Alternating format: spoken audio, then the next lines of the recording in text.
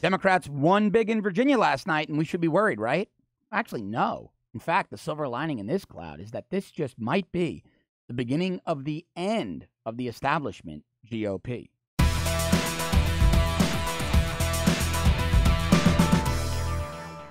Democrat Ralph Northam beat Republican Ed Gillespie by 8.6 points in Virginia last night, holding on to the governor's mansion for the Democrats. But the bigger story in Virginia is the House of Delegates races.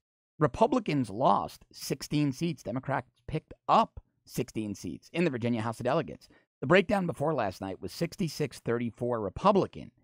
As of today, because 5 of these races are going to recount, Democrats hold 48 seats, Republicans 47, and if the leaders in those 5 districts going to recount all win, Virginia House of Delegates is going to be split 50-50. Again, Democrats picked up 16 seats.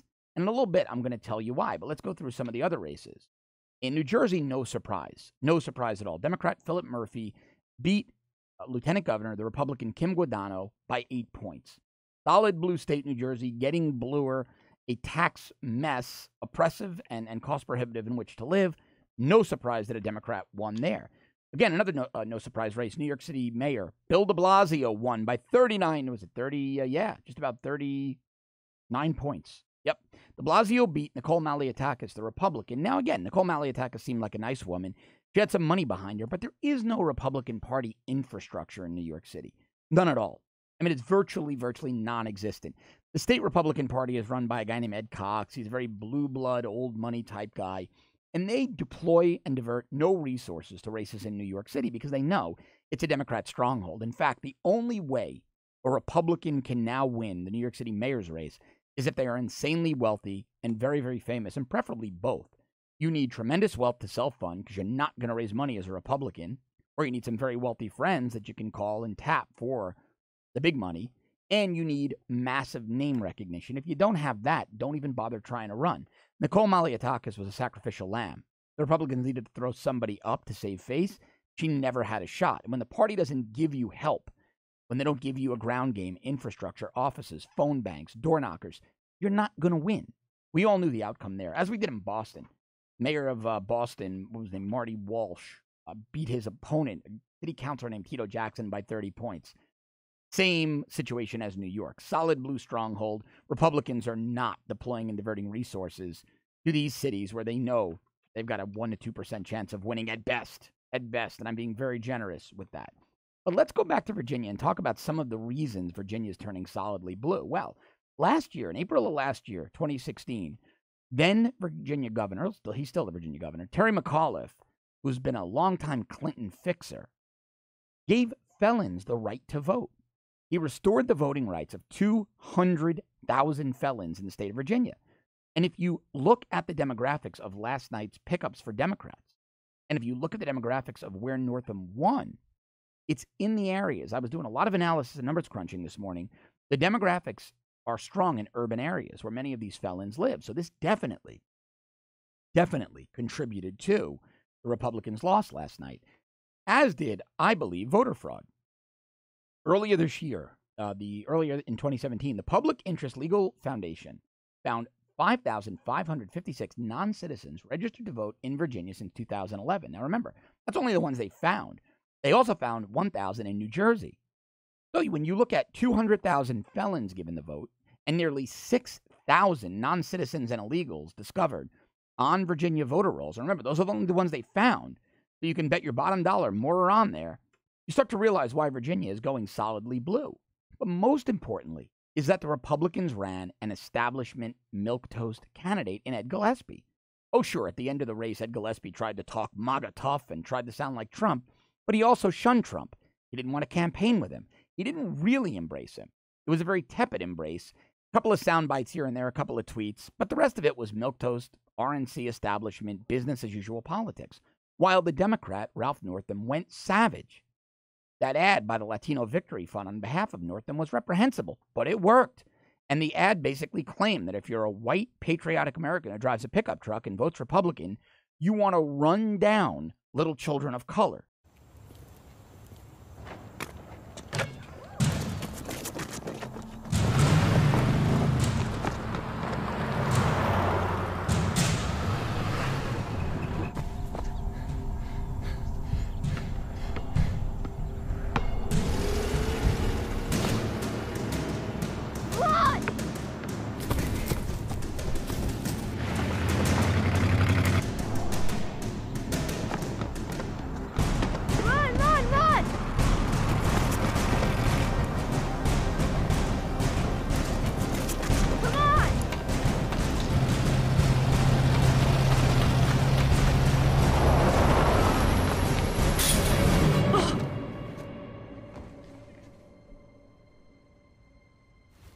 Is this what Donald Trump and Ed Gillespie mean by the American dream? Latino Victory Fund paid for and is responsible for the content of this advertisement. Gillespie didn't fight back. He did nothing. He used the Jeb Bush approach of playing nice, a milquetoast, boring, play nice campaign that saw him lose by 8.5 points in a state, quite frankly, he should have won. There's an even bigger issue. That's a big one, but there's a bigger issue. Republicans have no wins to stand on. John McCain is the worst perpetrator of this, alongside Paul Ryan and Jeff Flake and all of the never-Trump cronies in the House of Representatives and the Senate, in the U.S. Congress. They won't allow Trump's agenda to succeed. And so they're giving these statewide candidates and local state candidates no national Republican wins to run on. It's pretty reprehensible. The establishment is so beside themselves. They are so beside themselves that insurgent outsider Donald Trump won and unseated 16 of their hand-picked primary challengers, most notably $150 million man Jeb Bush and Marco Rubio, that they will not. They are so hysterical, they can't let Trump win, and they're hurting Republicans across the country. It is absolutely reprehensible, and why guys like Jeff Flake are retiring. Voters are rejecting them. They're rejecting them in droves. Why nobody likes John McCain. Why most Republican voters want Paul Ryan out as Speaker. The establishment GOP is useless. It's weak. And if they continue down this path, Republican candidates around the country are going to suffer the fate the Republicans did in Virginia last night. But see, there's a light at the end of the tunnel. There is a silver lining in this cloud. I'm more concerned with the national races, U.S. Congress, the U.S. Senate races. And there we're doing very, very well. Republicans have won 5 out of 6 special elections this year. They've kept 4 seats red. They've kept 4 seats Republican. They picked up a seat in South Carolina. And it looks like they're going to win in Alabama, and the seats I'm talking about. So in Kansas' 4th congressional district, Ron Estes held on to Mike Pompeo's seat. Pompeo, of course, is now CIA director. In Montana, Ryan Zinke, who became our Secretary of the Interior, his seat was held by Greg Gianforte, a Republican. In Georgia's 6th, Karen Handel, now she's a never-Trump rhino, but she was better than Democrat Jon Ossoff. She held that seat. Ralph Norman picked up, he held on to Mick Mulvaney's seat in South Carolina. He beat the Dem, Archie Parnell. Senator from Alabama, Judge Roy Moore is our candidate. He's the MAGA candidate, and that race is December 12th. That race is coming up in a month. Utah's 3rd last night, a guy named John Curtis, a Republican, held on to Jason Chaffetz's seat. And so they really thought South Carolina's 5th might have gone Archie Parnell, the Dem. Ralph Norman beat him. So I actually consider that seat a pickup because the Dems did very well there. I'll even consider Georgia 6 a good win because Jon Ossoff, the Democrat, raised something like $20 million for an Atlanta suburb congressional race from Hollywood. So Handel, despite being not even a great candidate, her beating him says a lot about the base. See, these state races don't really concern me because they were very predictable where they happened. Virginia went for Hillary, New Jersey's blue, New York City, Boston, all very predictable.